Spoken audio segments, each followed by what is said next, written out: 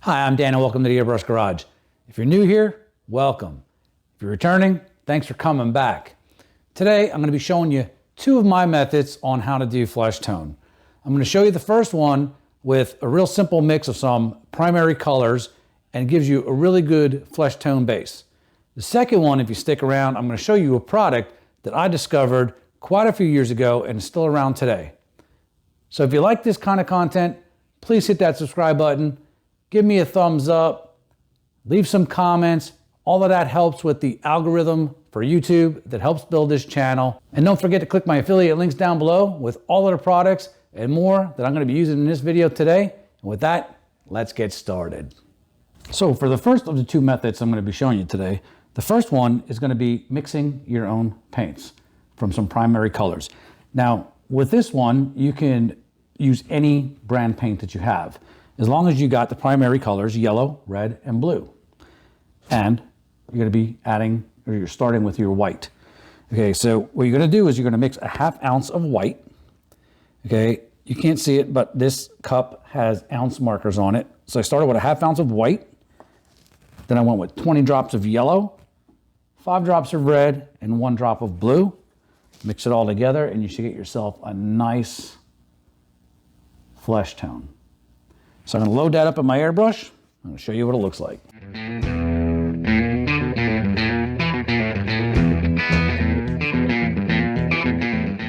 Now that you've got your base, what you want to do with skin tones is you either want to push them more towards white or more towards dark shadow or even the pinkish colors. Okay, so it just really depends on which way you want to push it. If I want to push this color a little bit more towards white, it's as simple as adding a little bit of white. All right, now I got some white added up in there.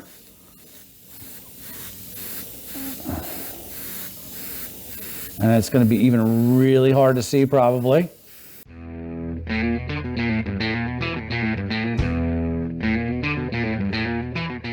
So you're going from that base to a lighter white or a lighter shade of your base. Now, it's sometimes hard to get back to where you want to go back to the base. So a lot of times what I'll do is I'll empty my cup, I'll put my base back in, and I'll use that as my starting point to go forward from here. Think of this as your mid-tone. So I went back, I reloaded my cup up, I got it back to the base, and I'm going to put a little bit of it right over here. Actually, I'll put it right under here where you can see it.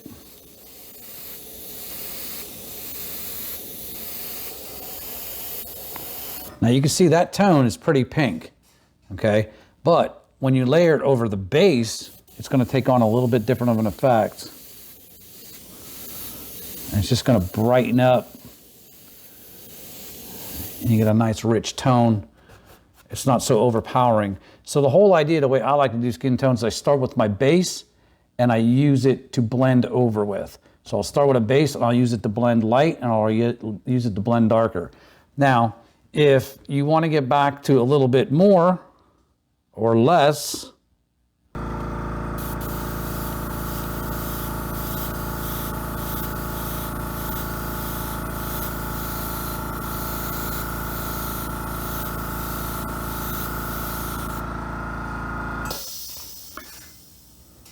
So you can see when I blend that in with the base, you get a nice, pinkish rich tone. It's not as abrupt as just straight on.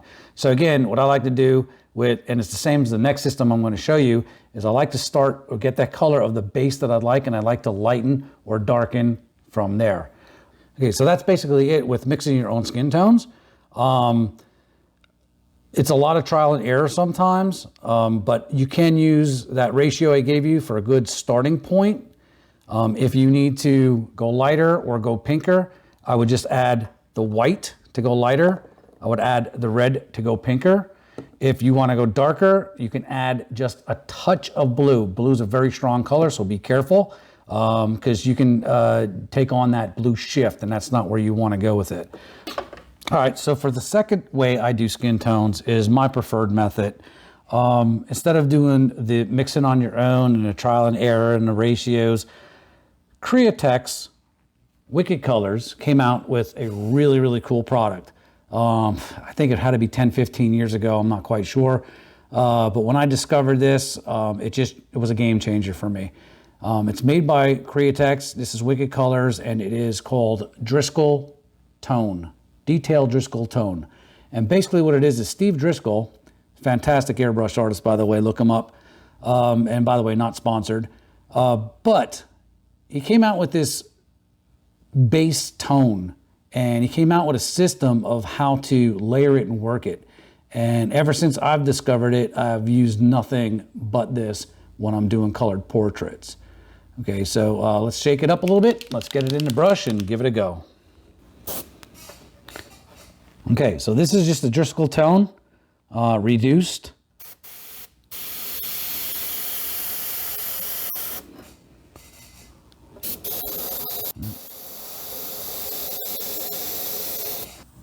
So I gave you a lighter pass and a darker pass. Now, let's just take a look at the lighter pass for a minute.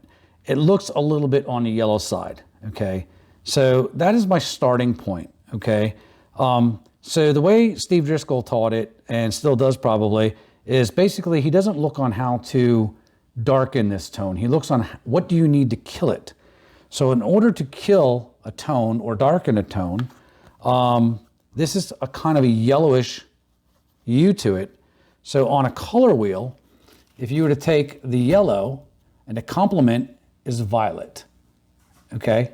So you're gonna take violet and you're going to deaden that color. All right, so first what I'm gonna do now is I'm gonna paint two fades with just a Driscoll tone.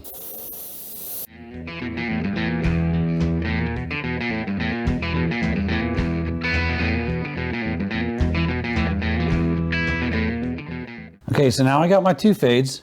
What I'm going to show you is how we're going to shift this one and what it looks like in comparison to this one. So what we're going to do is we're going to look to take this yellowish color and kill it. So again, the complement on the color wheel, or the opposite of yellow, is violet. So we're going to add 4 drops of violet.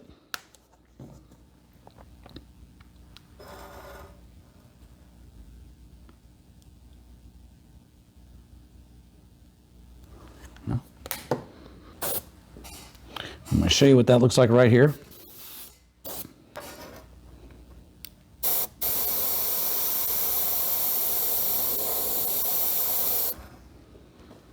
Now you can see the stark difference, okay? Now that looks really strong by itself.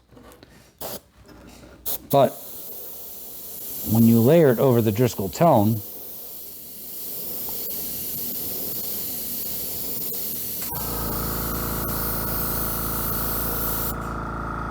you get a nice shift, and it's not so drastic, okay?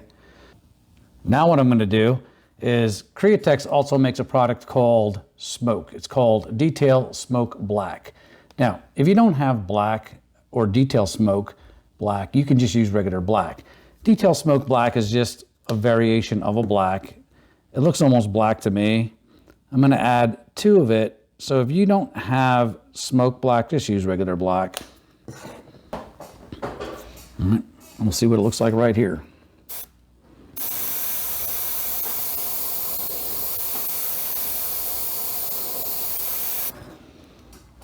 Just a little bit tiny deeper.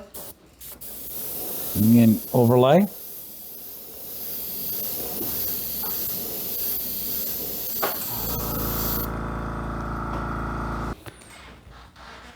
Okay, so I'm going to push it a little bit further. And I'm going to add about 5 more drops of smoke. Now, what this is doing is 1, 4, 5. What I like about this system and what this is doing is, now that I just added 5 more drops of the smoke,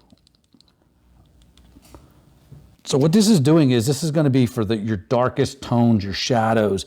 And what I like about this system is, you know, I had to learn when I was doing portraits, you know, if I wanted a shadow, or, you know, I used to always look at it and say, oh, well, that's black. So I would go in and I'd put black in. It was too abrupt. Well, with this, basically in the layering system that Steve came up with, it really, you know, you don't have that abrupt black in there. So I don't even use black. Very rarely do I use black to shadow and do my darkest tones.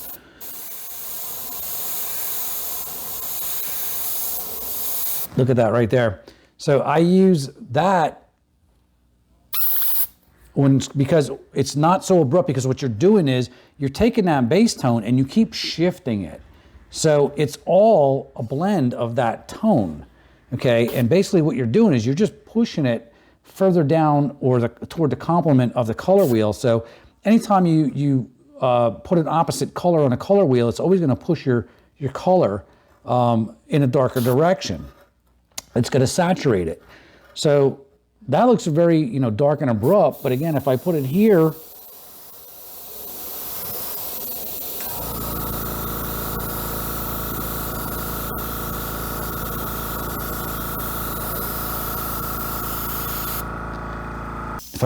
over my layering system, I like it a lot better than just using a regular black.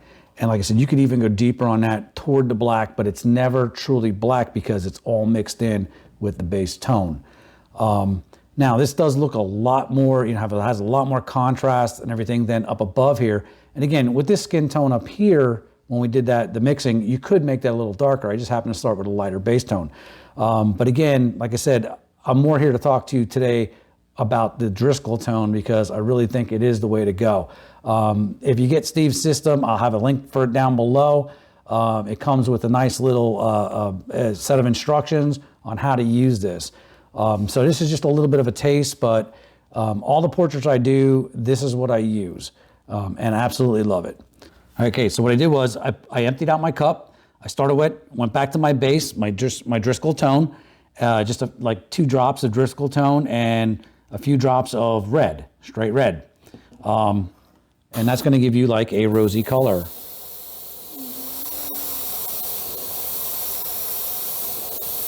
Now that color is much too red for any kind of skin tone, okay? Maybe if you're doing a set of red lips or something like that. But layered over the Driscoll tone,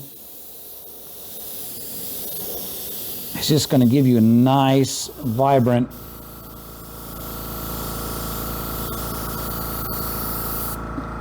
so that tone over the Driscoll tone is now, you can see the difference. It doesn't look like that anymore. It gives you a nice, a nice glow, a nice vibrant, shade of pink. Really blends in nice. So again, Driscoll's system, he really did come up with a winner as far as I'm concerned. I haven't seen anything like it. At least I haven't for the last, since I started using it 10, 15 years. But anytime I do a portrait, it's just my go-to. It's just so easy to work with, and I really do love it. Well, there you have it. That's the 2 ways I do skin tones on all my portraits. But I prefer to do the Driscoll tone. Again, not sponsored. But I really do like a system. It's a great starting point. So all I can tell you is do it both ways. Practice with it. Definitely get yourself on a board here before you go trying a portrait. See how the system works. See how your shading works. Your blending of colors. And, just practice. It's just experiment from there. It's about the best advice I can give you. So with that, hope you like this video. Please subscribe. Leave me some comments, good or bad. Like to hear from you. With that, we'll see you in the next video.